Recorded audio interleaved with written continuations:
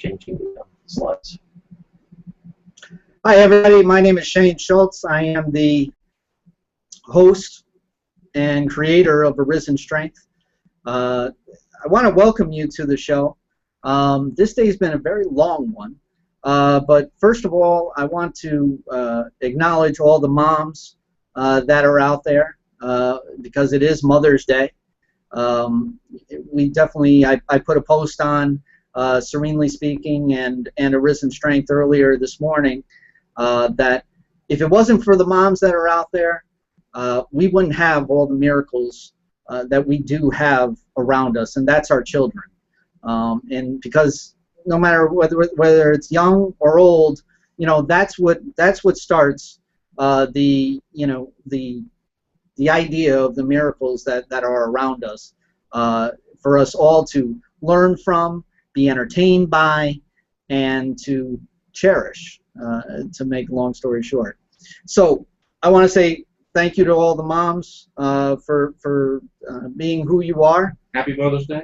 And there's Wayne, who I'm going to introduce now, our producer of Arisen Strength. Wayne, how you doing?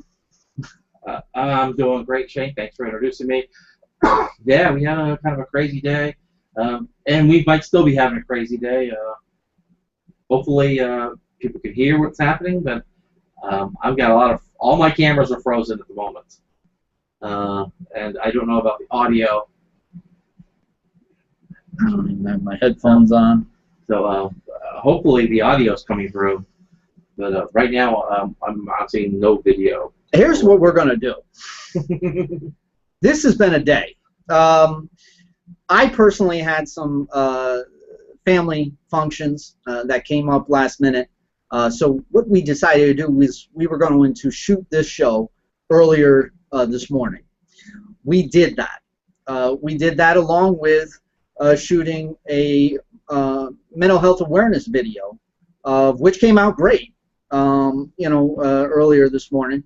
And then we went right directly into the show. Now, we have that taping. We have that available for us. So at worst case scenario, we can run that. But the reason why we're doing it now is because I wasn't really pleased with the audio and the vision on it. So we decided to shoot it again tonight. Worst case scenario, we're going to have something, and we're going to run this through. Whether you hear just my voice or whatever, it's going to be well worth the time because I feel challenged right now, and my real big time right now. So, anyways, it's Mother's Day. I want to say thank you for everybody who's taken the time to come out and see the show. I know that there are different family functions and everything. I wasn't supposed to be here at this time. It just so happens that I am here so that we're able to shoot it again and try to get it to be better than what it was this morning. But anyways, that's what it is. That's the situation. We're both a little bit, challenged, to say the least. But we're gonna roll through this because that's what I would do. Try to tell somebody else to try to do in the same situation. So, Wayne, we talked about depression, and we talked about understanding depression a little bit more than what it is that we might have understood before, or even as of last week. We had the idea with last week. We talked about a lot of different things. We talked about the criteria of clinical depression and how it separates itself from the emotion or the situational depression that's out there versus the clinical or the major depression that's out there. And so we went over that criteria. There's actually 9 critical points, of which you actually need 5 in order to be determined to be clinically depressed. Yeah, to get that diagnosis, and we're throwing out words, DSM-5, diagnosis. We are not medical experts. We're not here to provide medical advice. If you feel like you're getting medical advice from us, then I'm sorry, that's on us. we're not being careful enough. That is not our intention. We're here, as Shane likes to say, your doctors support the patient. What do? We support the person. And that's what we're doing here at Arisen Strength. We're here to support the person. But part of that, we've got to be frank. We got to use the language that they use in order for us to be able to communicate with you, so that you can communicate with your doctors, and everybody's sort of speaking the same language. And so we try to use those words, and sometimes we'll get it wrong. We're not perfect. We need the feedback. Say, hey, you guys got this wrong, you got this wrong, you got that wrong, and we certainly apologize for that. We're not medical experts. We're not trying to give medical advice. We're just trying to give some information. We're trying to give some support. We're trying to, we're putting the 3 pillars. Yeah. Right. So.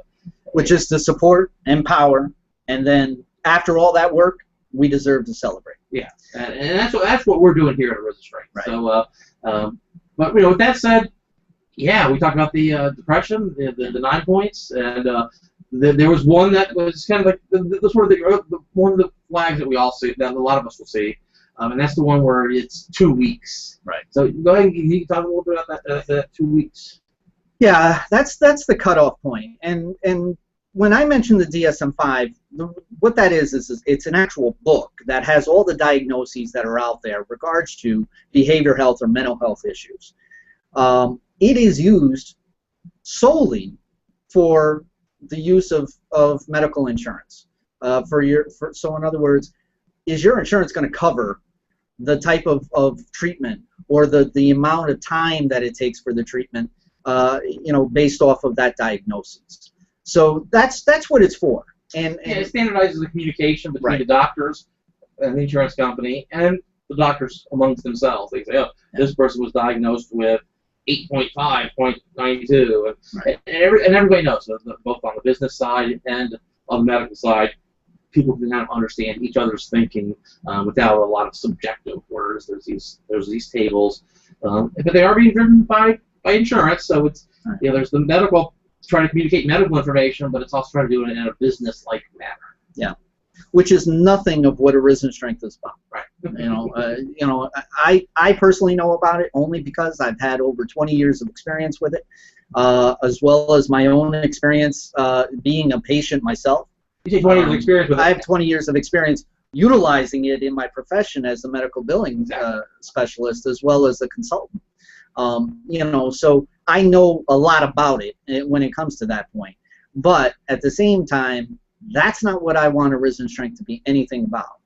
What I like Wayne said, and like I've said numerous times, we're here to help and support the person that the professional is helping the patient. And because we definitely want, and I'll be the first one, anybody who's talked to me personally, they'll know that I'll tell them, you need to go see your therapist. You need to go see your doctor. It's like, go to your doctor with this idea. Go to your therapist with this idea and see what it is that comes about it.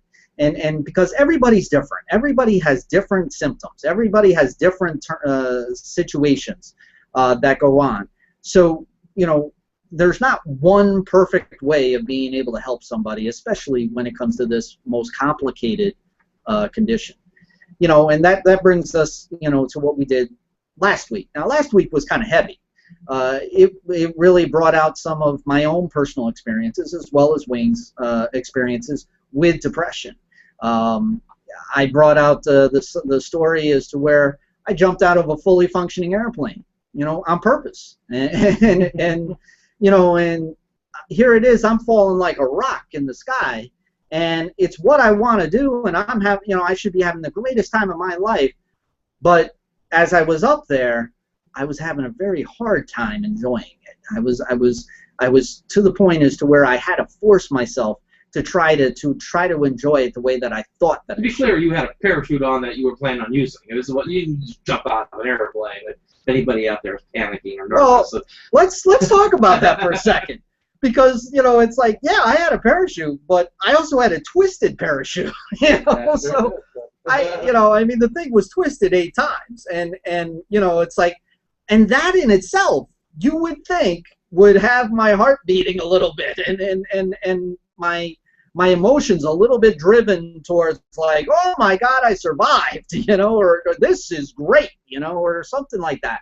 But in actuality, I was sitting there having a very hard time with it, and I was sitting there trying to. And if you don't know what I'm talking about, go back and see the video that we did last week, because I go into it pretty much in detail as to what the situation was, and how it is that I had to get through that.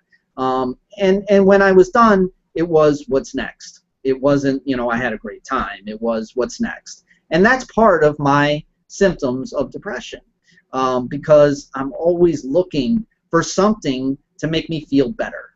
And that's to try to uproot myself out of my feeling that I have inside in order to see if I can find something that's going to make that change. I know you know a lot about that for yourself.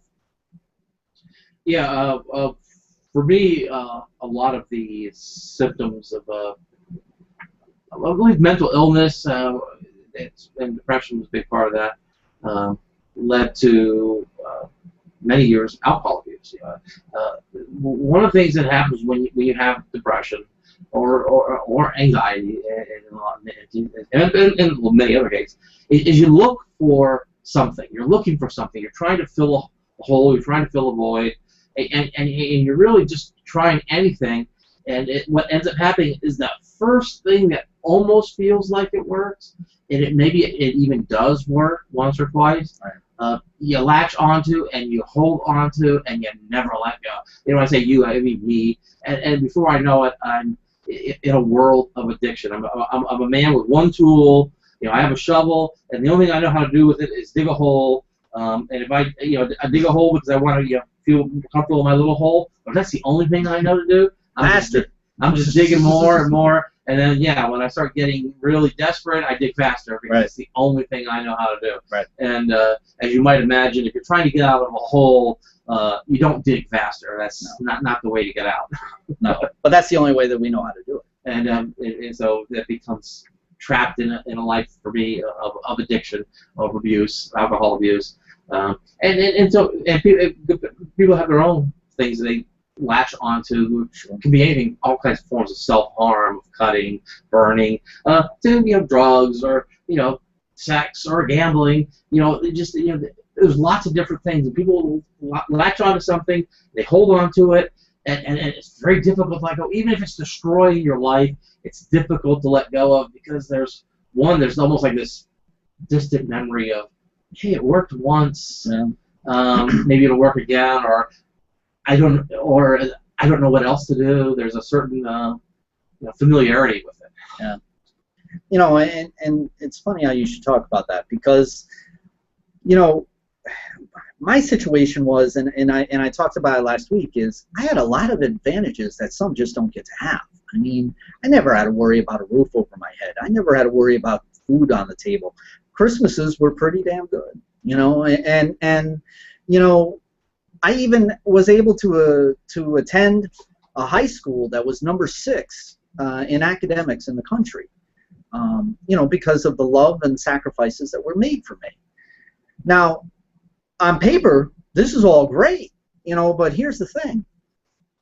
In reality, that worked against me in a great way, because everybody on the outside looking in didn't understand or couldn't even comprehend that I was feeling the way that I was feeling on the inside. And so here it is. I was working against stigma. I was working against opinions, and I was working against reality of the situation is that I had it pretty good. And distorted thoughts is that I think you talked about this before. Yeah. I know you talked about it before. Is that like going to this school? There was a little corner of your mind, or maybe a big corner of your mind, where you were doing it almost as a punishment. Absolutely. So you get this distorted thought of like, I am being punished and sent to this school, rather than recognizing I'm being given this opportunity by going to this highly accredited school, and I'm getting an opportunity that almost nobody in America is getting. Right. And because of sort of thinking and viewing it as a punishment, it really colors your whole experience there. Oh, totally. I mean, it wasn't.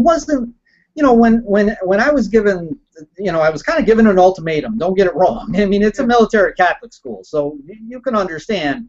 My parents wanted me to, to straighten up a little bit.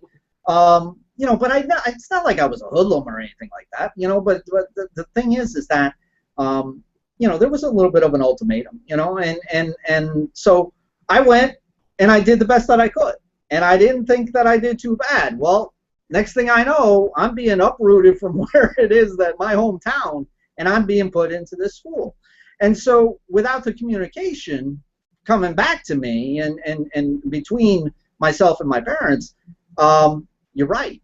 I had a distorted thought. I had a distorted thought that either, number one, I was a hoodlum and I wasn't, you know, and I was somebody that needed to be straightened out, or number two, they didn't like me very much. You know, I mean, they were taking me away from my friends. They were taking me away from my hometown, my familiarity of things. And they were putting me into a situation of which, you know, I couldn't tell you if I wanted it or not, you know. Make no mistake, it was the best move in my entire life, you know, when it came to going to that school, because I learned a great deal. I learned a great deal socially. I learned a great deal educationally, and I learned a great deal humanistically as well, you know, and spiritually. So, you know, it was the best thing that could happen to me. But when you're sitting there and you have the distorted thoughts thinking, you know, this is a punishment of some sort, yeah, it wasn't all the most pleasant time all the time. And then on top of it came my depression, because my depression's sitting there and it's trying to validate to how it is that I feel on the inside. And that's something that, you know, I want to talk about today, you know, is that there's actually a two-headed monster when it comes to depression. And, you know, it's very misunderstood. But here's the thing. As a patient or as a person who has depression, we feel the way that we feel on the inside. That's real. That's why with Arisen Strength, we acknowledge that there's a problem. We acknowledge that you feel the way that you feel. You validate your feelings. You don't. There's not. Your feelings aren't wrong. Your feelings are your feelings. Yes. Right. Exactly. So we validate that. Here's the thing. The thoughts are distorted. The thoughts are ones that are in your head, that are sitting there saying, I have to be whatever it takes to validate what I feel inside. Now, the thing is that's not necessarily true all the time. You know, it's like I've had numbers of situations as to where my thoughts in my head were totally self-sabotaging, were totally maladaptive, or for lack of a better word, hurtful, harmful to myself, just so that I could validate what it is that I was feeling inside. I mean, you got to understand, when you're sitting there and you feel the way that you do on the inside, when you're talking about clinical depression, you really want to be felt. You really want to be validated. You really want to understand what the heck is going on that makes you feel this way. So your brain is sitting there saying, well, I have to validate what it is that's being on the inside. And so I must, you know, tell you that, you know, you're a piece of garbage. Or I must tell you that, you know, it's like you're less than what you think you are. Or you're broken. Or you're not as good as what it is that you think you are. Or this person doesn't like you. Or whatever the case may be. These types of things would get into your mind. And one of the things that my family always used to tell me is that I would have a negative outlook. Well, I would look at them like they have three different heads, because I am anything but a negative person. I am a pretty positive dude. I mean, here it is. I developed a show, Arisen Strength, all about positivity, you know, and looking for the good in a person. So I really didn't understand it. And so they're sitting there and they're telling me that I have a negative outlook. Well, I can tell you this, through my intensive therapy, of which I've had 4 years of, I learned that what was happening is that through my depression and my PTSD, of which we'll talk about today and tomorrow and the next day, with the two of them, I was looking for the worst case scenario so that I could be prepared for it. It wasn't so that I wanted it to happen. It was so that I could be prepared for it to happen. and that way it was like a natural survival instinct to do so. And when it would come to when somebody would sit there and invalidate me, well, I'm going to act a certain way because I want people to understand what it is that I'm thinking, what it is that I'm feeling, and I don't want to feel that way, but that's the way it is. And so, you know, it's anguishing on the inside. It's maddening, you know, when you're dealing with something like that. And I know that Wayne can attest to it. Yeah, I know for me, one of the things I did is I bought into just staying inside. I mean, I got to the point where going outside, there was too much stress associated with it, and you know, so there's a lot of stress and anxiety related to going outside, and feeding into the depression. Like, well, you know, just don't go outside. You know, you don't need to be doing that to other people. You don't need to be doing that to yourself. And I went a year and a half. I didn't go outside my apartment. It was, you know, when you think about it as a year and a half, it sounds, you know, it's like, well, how do you not go outside for a year and a half? But you know, if you do it one day at a time, it's amazing what you can do one day at a time if you just do it every day. So I only had to, like, not go outside this hour. I had to just not go outside until after I went to bed, and then repeat the next day. And you know, but it became these really distorted thoughts of, you know, just, you know, trying to, you know, justify, you know, I'm not worthy of help, or, you know, this is as good as it gets. You know, people aren't going to be able to help me. Yeah, I'm going to go out and I'm going to look for all this help, and to what end? You know, it's not going to help me with my anxiety or my depression. You know, it's these little lies that you tell yourself. They're just, you know, just completely, yeah, you know, keep saying the word, but it's just true. It's this distorted thinking. Yeah, I mean, it definitely is. I liken it to, when I talk about my situation, I liken it to a demon on the inside. You know, I mean, with my addiction, with my mental health, whatever the case may be, they're pretty much the same damn demon. It just plays a different tune.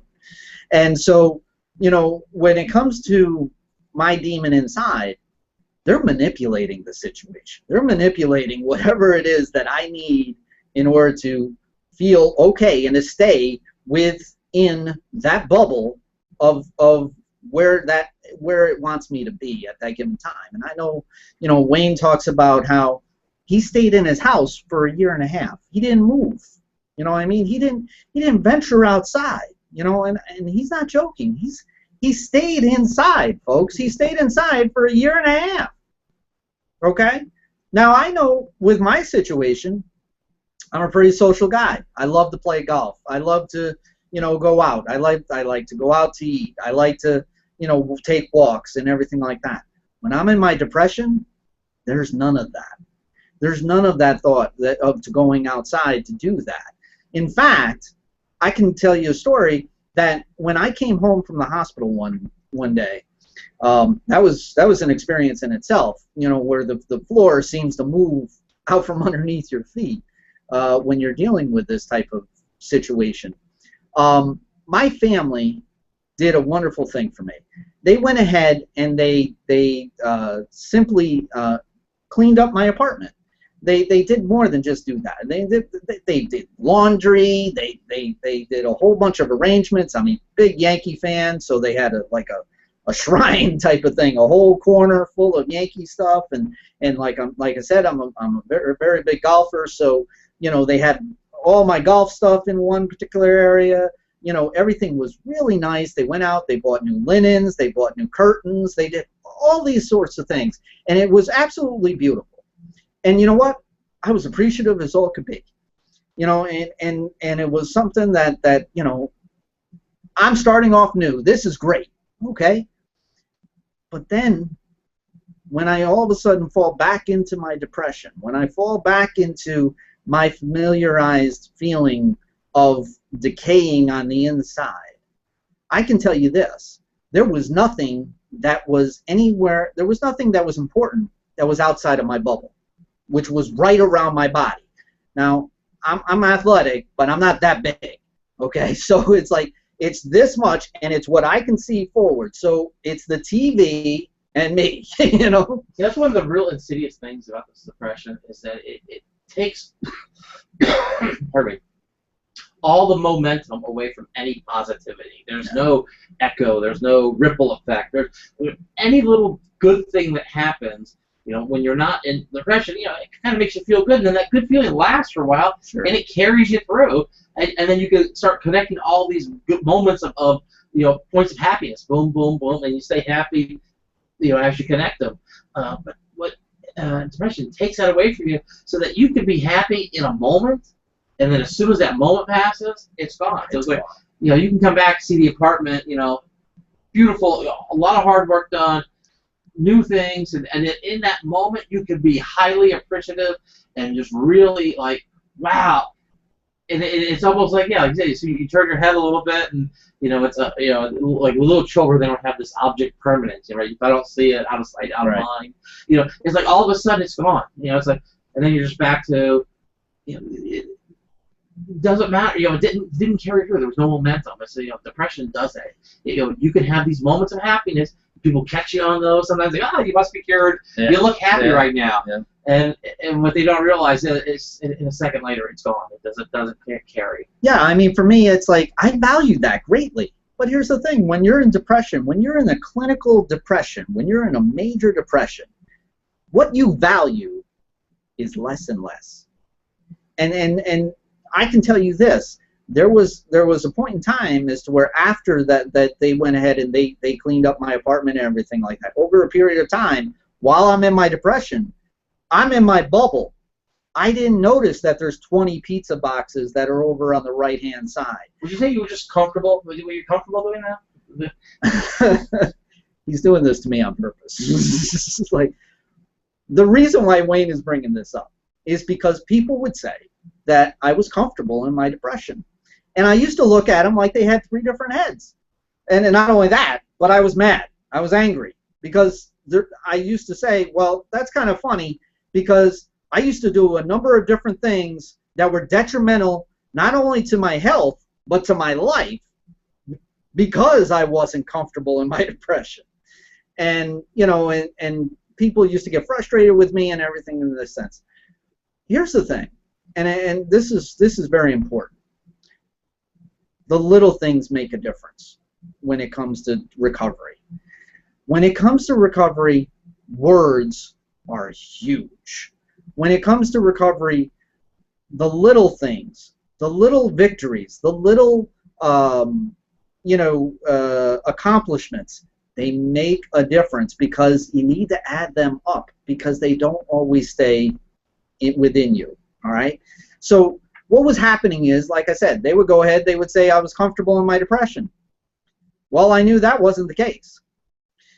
What they were trying to find, and what I'm more familiar with, is that I was familiar with my condition. I was familiar. I was magnetized to my depression. This is what I know, okay? This is what I'm patternized to feeling.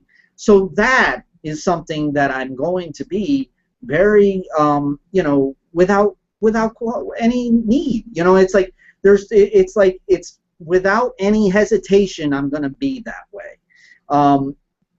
There's a lot of different things. I forget what the example that I gave earlier today, but if for those who own dogs, if you go ahead and you take your dog and you let them walk into the water, whether it be a lake or a pond or whatever the case may be, or even a pool, if you let them walk in the water, out of nowhere, their 4 paws start doing this, because that's their instinct. That's what's in their mind. That's what's hardwired into them. That's what they know. And next thing you know, they're in the middle of the lake, and it's like, and you either have to go get them, or you hope they turn around and come this way, and it's like same thing about riding a bike. It's like everybody says it's just like riding a bike. Why is that? Well, because it's what we know. If you remember, when we rode a bike in the first place, it wasn't all that easy. The pedals didn't work as fast as what your feet did, or your feet worked faster than the pedals that you did. And then while you're trying to work on that, oh yeah, you're wobbling like left and right, right? And you're trying to get down, trying to get this down. And then by the time that you fix, oh yeah, where's the brake? and then all of a sudden you fall on the side, and it's like, okay, I give up. The steering wheel gets a little judder to it before you know it. It's like, why? It's a wild turn and just into a tree. And then, but that's the trees. Where do they? Where do they come from? It's like you're talking about exercise. I mean, you drive right into the tree. It's like, don't go to the tree. Don't go to the tree. Don't go. Magnetized towards. After a while, you start to get the hang of it. You start to forget your feet going along with the pedals. You start to get, you start to get a little bit more steady as to where you're not wobbling left and right. You know that there's a brake there that's going to help you out to stop. And you get to the point as to where you just get into that rhythm, and you get it patternized within your mind. You get it into where it's instinct, and it ends up being something that never leaves you. And then you jump a few times, you jump over hills, bikes, and all sorts of things. That was me. I was like Evel Knievel. But I remember sitting on the 10-speed, kind of sitting back, you get your hands off the thing, you just kind of just kicking back and and ride no hands on the bike. It's and still being able to make turns. Yeah. And the bike is under. How is it happening? I don't know. Yeah. But that's the thing, is that it just happens that way. Okay. So when we're in our depression, when we're sitting there and this is what we're familiar with. This is what we know. This is our instinct, is to feel this way. Look, I feel this way inside, therefore I need to do what it takes in order to validate why I feel that way. That's the main thing, okay? And it's a distorted thought. That's why we talk about turning the thought. If you sit there and you use different words, instead of a bad day, it's a challenging day. A bad day, well, that's a predetermination that you're going to be having a struggling day, a bad day, nobody's going to like you, and everything's going to go wrong. A challenging day is, yeah, it's a challenge up until now.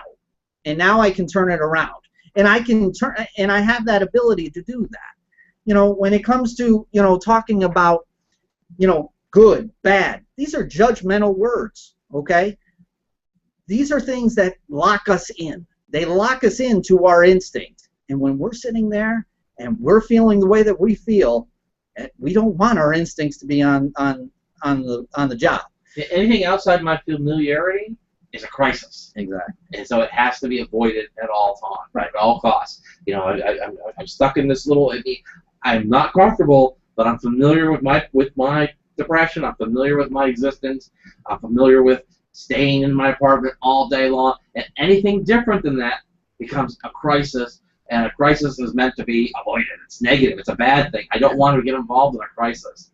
And that's what we talk about, turning the mind, and doing it by changing some of the words, and like I said, bringing up, it's not a crisis, it's a challenge. Okay, right. I'm in my little familiar bubble, my familiar world, but hey, here's a challenge. Okay, maybe that's not enough to get me out, so maybe I even up it a little bit, and I give a little more positivity.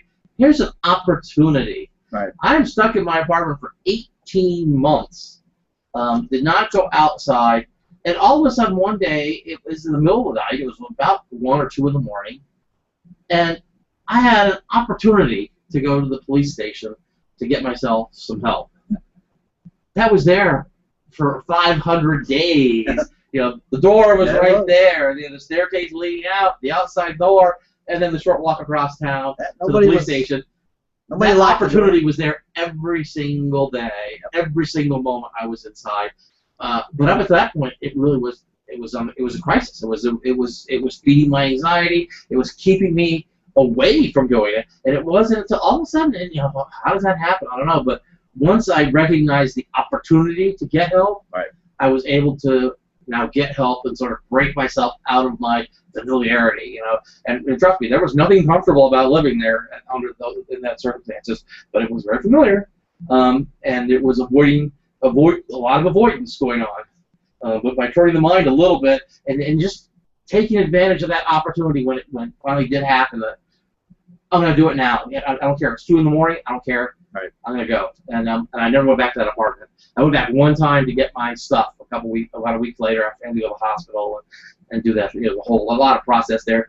But I knew I could never go back to that apartment. It was one of the things I kind of said to myself, I'm not going to put myself in that situation where I end up back there and trying to overcome whatever it is that ended up there.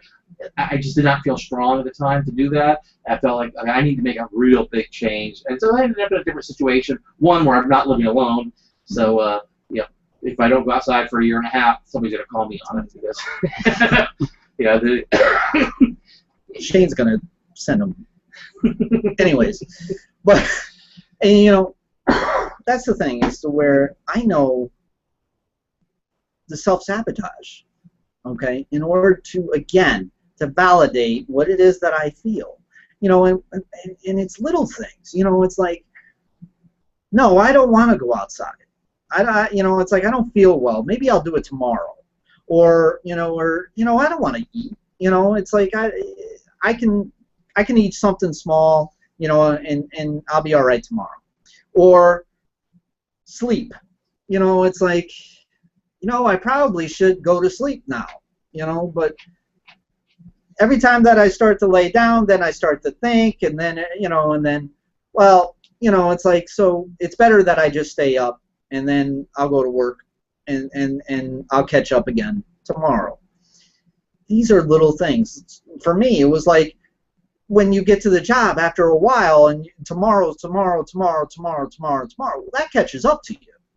And then all of a sudden you're on the job and you're saying, you know what? Yeah, this job, this part of the job, I don't need to do it today. I can do that tomorrow. These are little things that end up adding up, and it's self-sabotage. It's to the point as to where we end up being detrimental to ourselves. And be honest with you, we're going to talk about suicidality all throughout the month. One of the main things that I said when I was suicidal was, I can't trust myself. I can't trust my instincts. I can't trust what it is that's in my head. Tomorrow is not acceptable.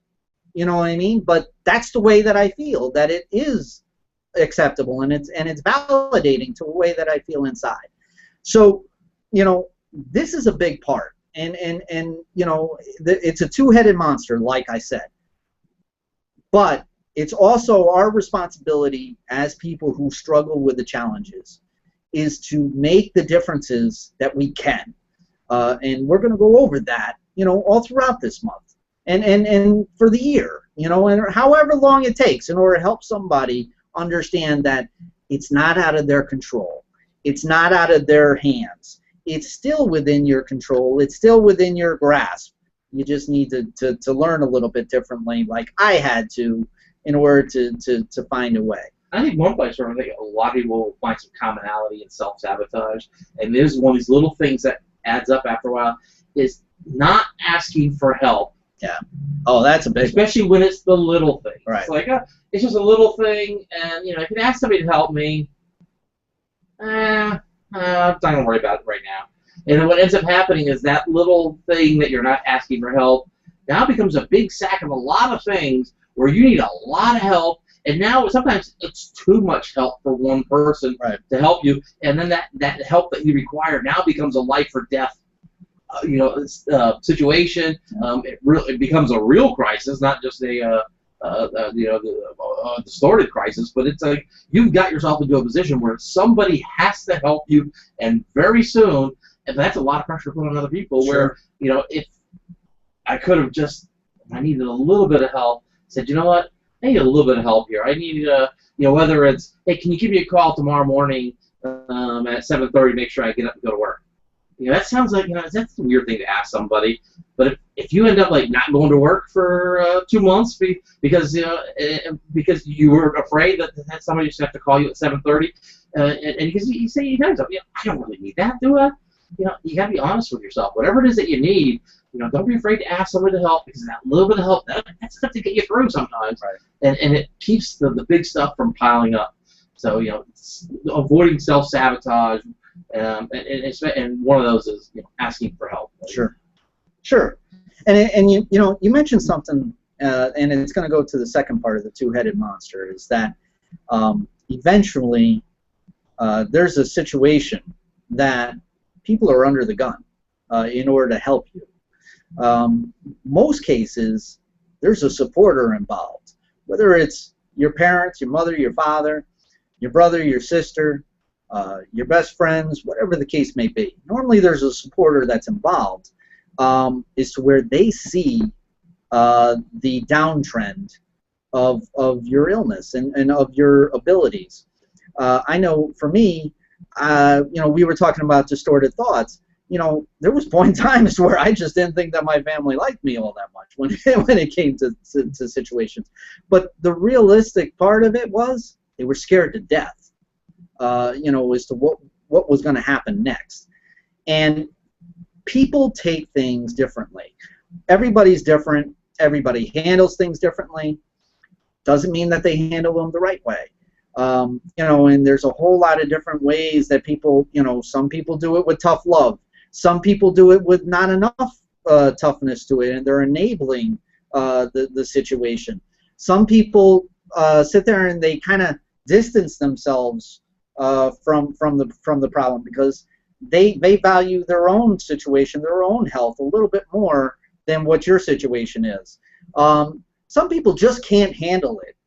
Okay, some people just cannot handle situations, and what I normally talk about this is when I go out and I do my speeches, whether it be at hospitals, clinics, or different organizations. Normally when I talk about this, I liken it to water on a grease fire. And one of the things, believe it or not, Wayne and I, we actually did the chemical definition of water on a grease fire.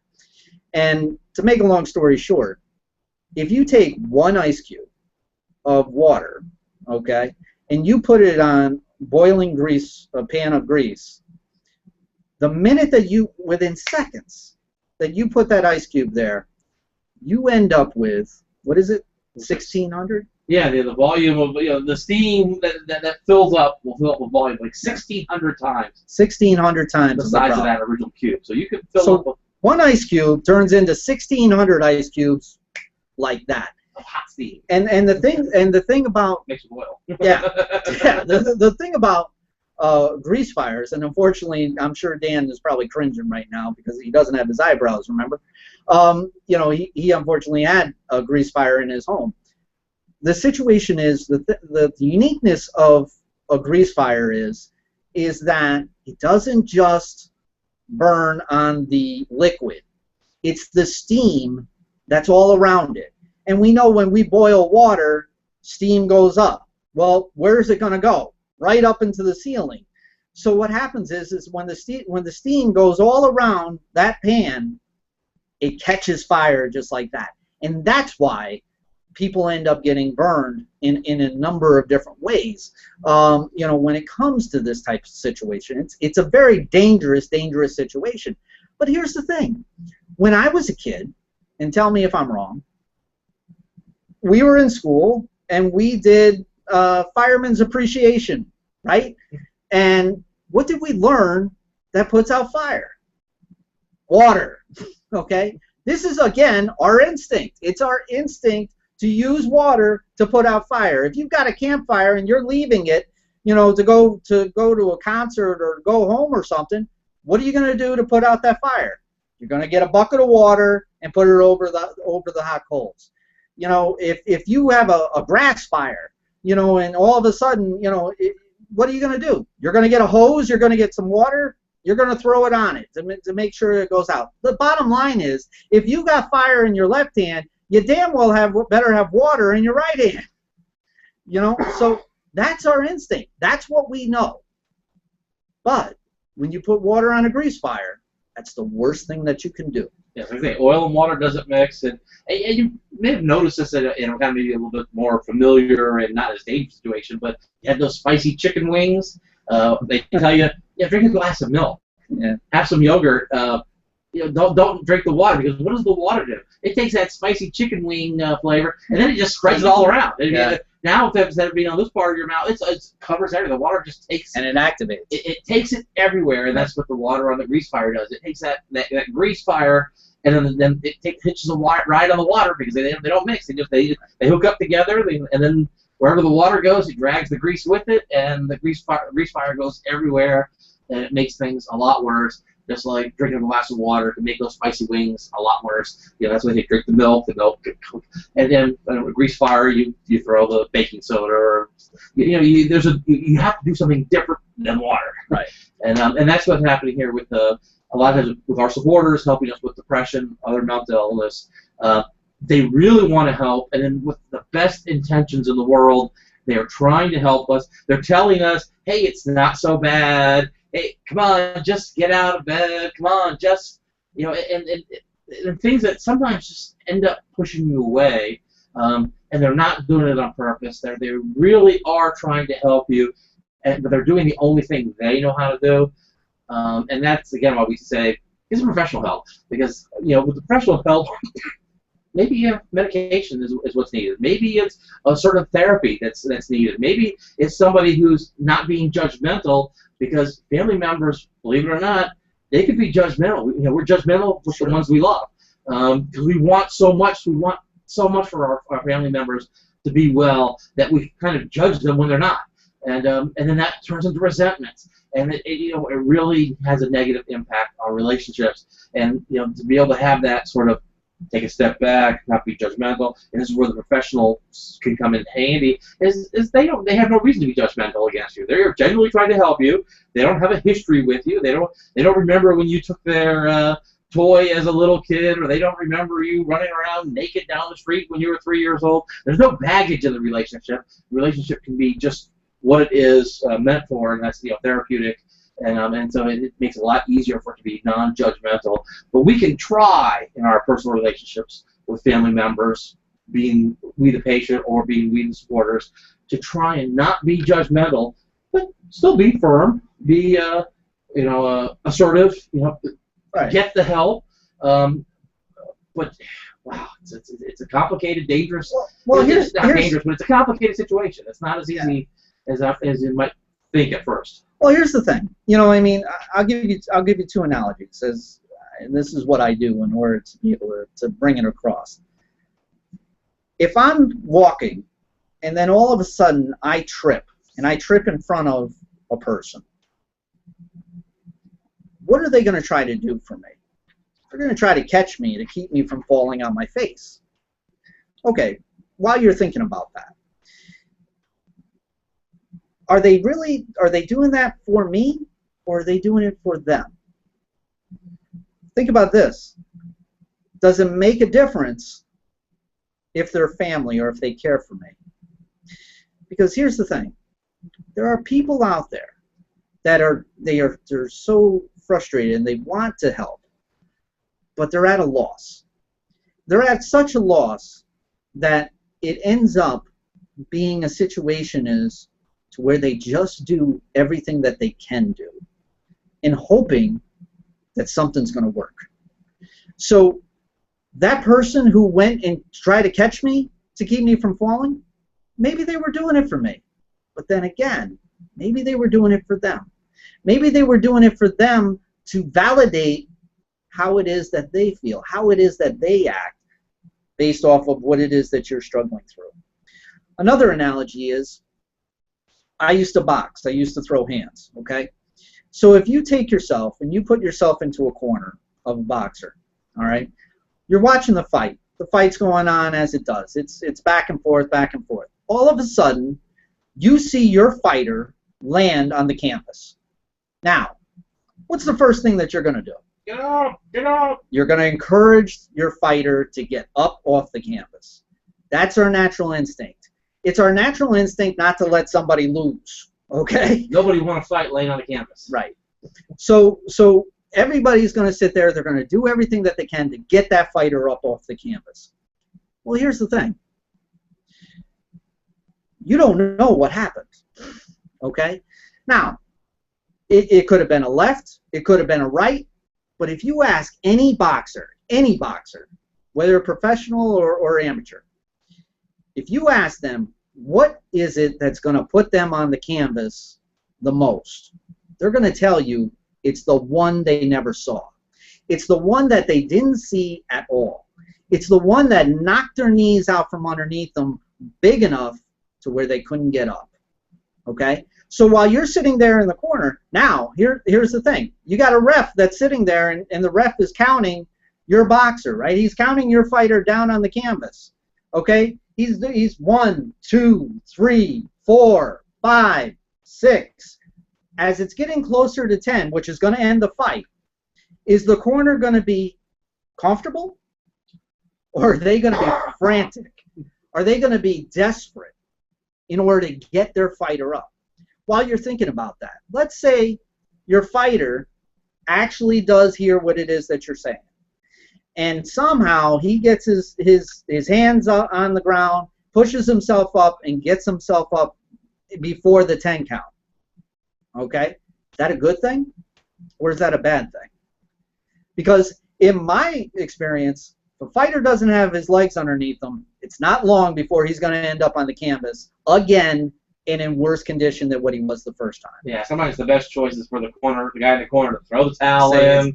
You know, we have to do something different. To regroup. What we've been doing was not working this fight. We have to go on to the next fight. We have to try something different. And a lot of times, that's what requires in our deal with our mental illness is we have to stop doing what we were doing. We have to stop digging. Right. And say, you know what? The stuff that I've been doing, the choices that I've been making are not working for me.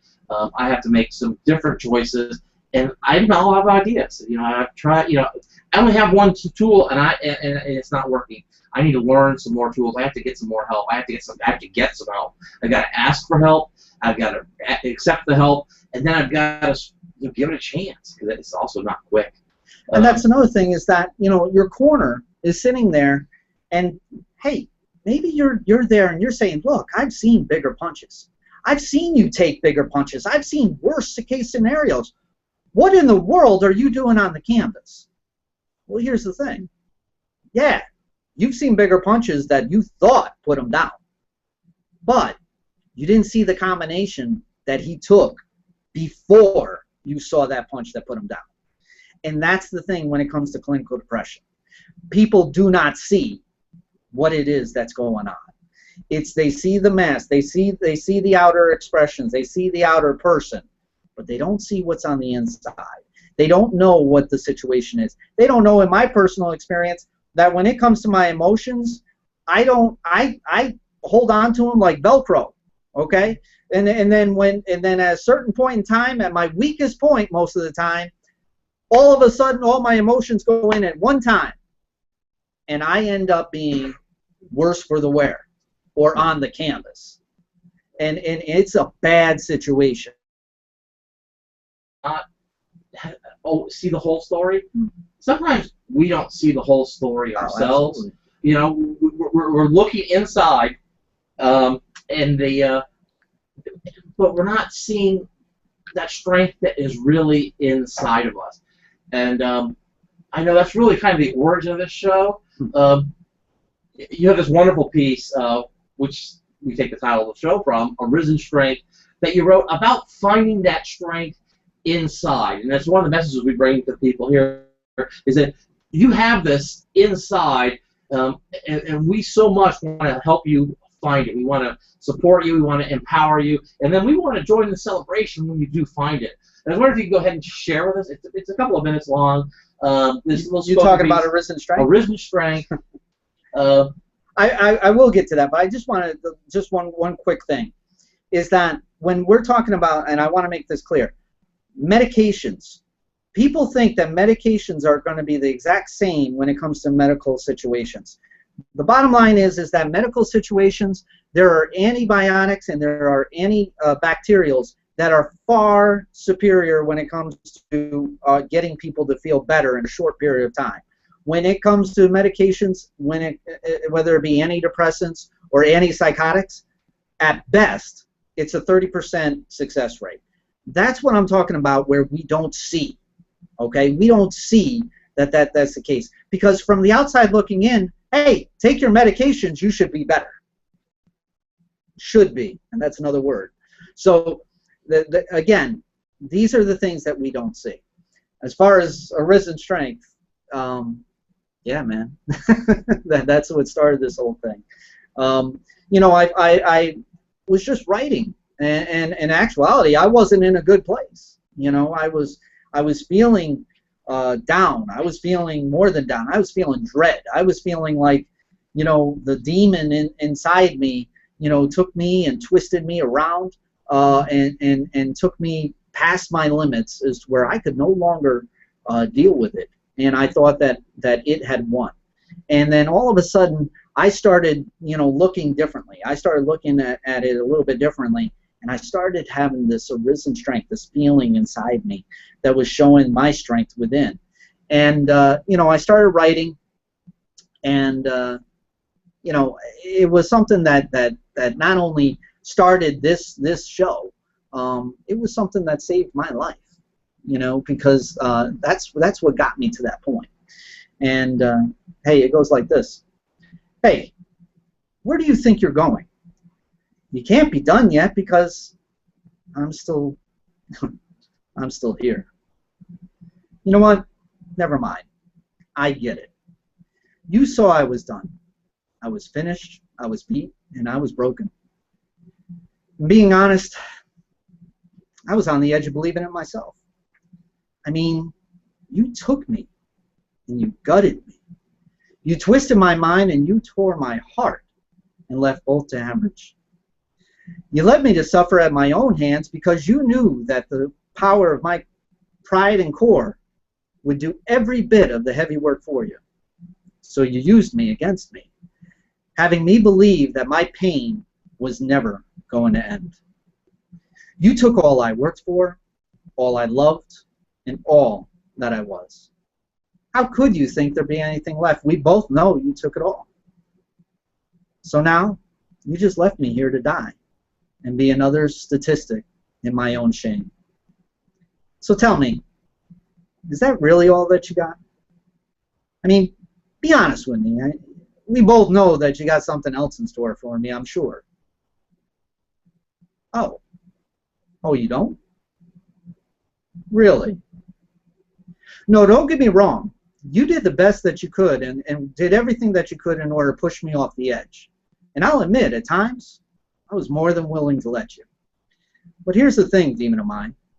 I want you to look into my eyes right now. Do I look like I'm done? Does it feel like I'm finished? Or do my eyes gleam strength? Do they show promise? Let me ask you this. Do they show life? You may not know it yet, but you have a big problem now, because you used it all. You used depression, addiction, grief, tragedy, love, and most of all, you used me. And yet, I'm still standing. The time of your reign is over. No longer will I have the perception that you're unbeatable, because I clearly have taken everything that you could give, and here I am in the mood for a fight. Now, I know that life is still going to be hard, and I know that there are going to be challenges, because we both know that you're going to be coming after me with everything that you've got. But remember what I told you. You have a problem now, and believe me, you do. You see, you've been beating on not only me, but also others who I would call friends, family, brothers and sisters in my spiritual heart and mind. So let me be the one to tell you the problem you now have. You see, you came after me with everything that you've got, and I found myself still strong, and more importantly, I'm still able. So now I'm going to show you what I can do. You see, unlike you, I'll not sit idly by while someone suffers in their pain when pitted against you. No, instead, I'll help them find their strength and their purpose, and then, well, you'll have more of a problem than what you ever expected. So you know what? Enough words. As you can tell, demon of mine, I'm looking for a fight. So glove up, because this fight has only now begun.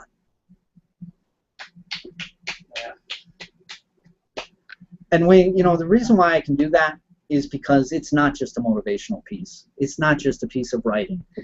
It's a purpose now. And that's what makes this strong. And it's going to continue to be strong, not only for me, but for everybody who I'm in touch with, whether it be Serenely Speaking, Arisen Strength, or just me personally.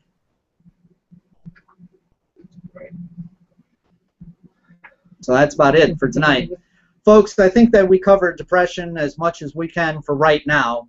That's not to say that we're not going to talk about it again down the road. We did the video this morning regards to mental health awareness. So go ahead and take a look at that. You'll see what it is that we've got planned for the rest of this month and the following months. It's about a 2.5-minute video. You could do that, and while you're, who knows, in 2.5 minutes it goes quick. And the video was actually much better quality than we've been having some internet trouble. We did this show once already today. Yeah. We sort of did it again. It's got a little bit different flavor, a little different spin the second time, of course, because we're doing it real here. We're not reading live. Yeah. But I think we might have still had some audio and video problems. Hopefully, between the two of them, we can sandwich something together. We'll do what we can. But folks, I just want to say thank you for coming out and watching the show, especially on Mother's Day. I know that a number of people have sent me emails. We have our contact list, which you can get to us on email at arisenstrength@gmail.com. If you're on, you can go to Twitter at @arisenstrength, or if you're going to tweet to us, it's #arisenstrength.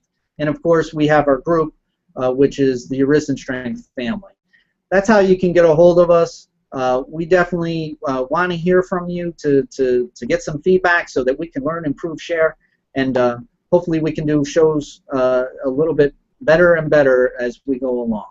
So I want to say thank you again tonight. Happy Mother's Day, everybody, and have a good night.